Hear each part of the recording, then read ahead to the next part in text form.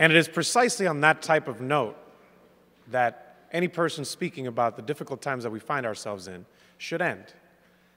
We're not ending here, but her, right at the end, remember when she said, we are going to take this country back. One of the ways that we can do that, and she made it clear in her presentation, is support our unions, support labor. I'm a union member myself. I'm a member of NYSET as a part-time faculty member at Pace University. Thank you.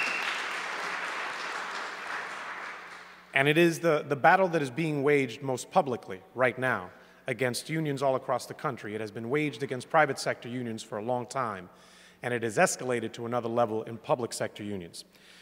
So we are going to see a video from someone who has been a leader in that movement, and that is Richard Trumka, the president of the AFL-CIO. Now, Richard Trumka was elected president of the AFL-CIO in September 2009 after 15 years of service as a federation's secretary-treasurer. Mr. Trumka grew up in a coal mining region of western Pennsylvania.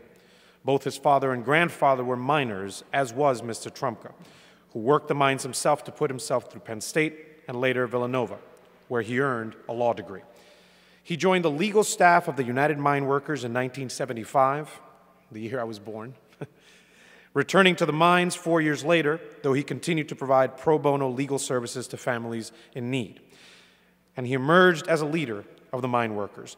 At age 33, he was elected to the United Mine Workers of America's youngest president, and he led one of the most successful strikes in recent American history against the Pittston Coal Company, which tried to avoid paying into an industry-wide health and pension fund.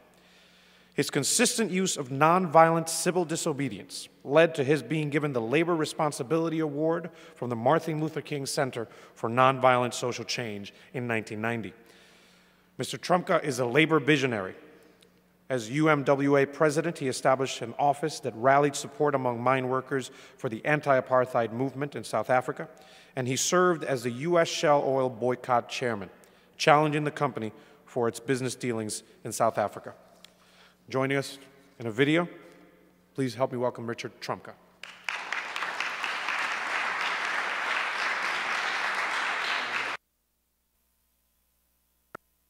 Hi, I'm Rich Trumka, and I'm glad to be able to speak with you on this important topic at this inspiring moment.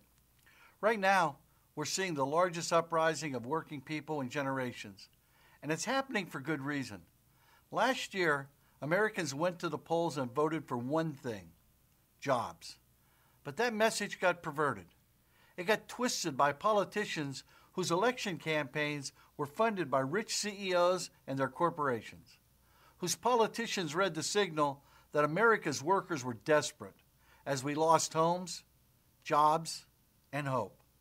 They believed we were desperate enough to listen to messages of divisiveness and hate, and if they played their cards right, would blame each other and immigrants, people of color, gays and lesbians, whoever, for our economic problems instead of the Wall Streeters who crashed our economy.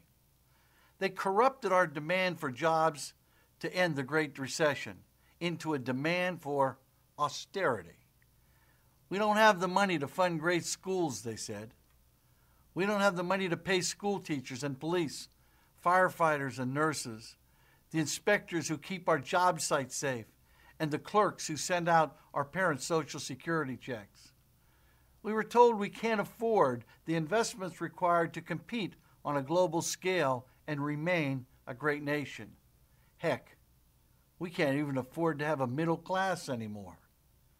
We were told we'd just have to do with less, to wake up from our unrealistic American dream.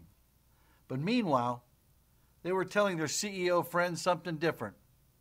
They were giving tax breaks to billionaires and corporations with record high profits. They were working quietly to deregulate industries and hand all the power to their corporate funders. America's working people, well, we're tough. We've been through 3 decades of stagnant incomes and declining living standards, and we're willing to sacrifice to do our part.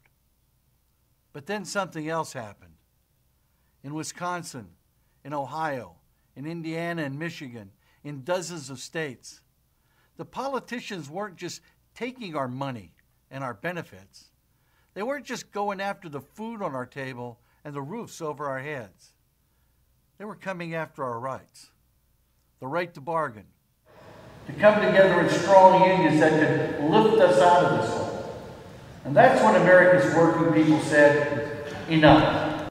Thank you for the thoughtful work that you're doing, for your solidarity, and for helping to remind America what we can and what we must be. God bless you all.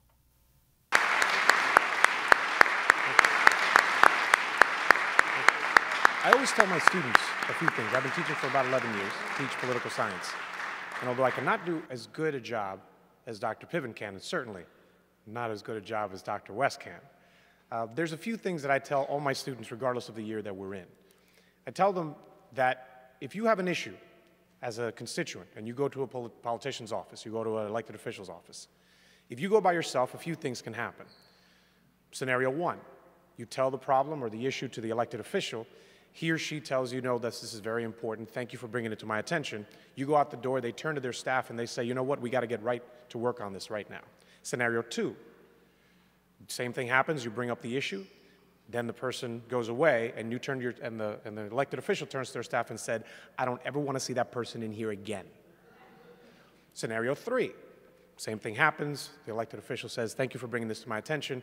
You leave, they go, you know, this is very important, but I got other things that I got to take care of. I'll take care of it eventually. In all of these cases, you are by yourself. I tell my students, if you walk into that office with 100 people, regardless who is on the other side of that table, they have to pay attention. They have to pay attention. That is exactly what I learned with Dr. Piven's class. As I said at the beginning, nothing positive in American history has happened without collective action. And so we are at a moment, as Mr. Trumka said, we have to turn this moment into a movement, and hopefully we will.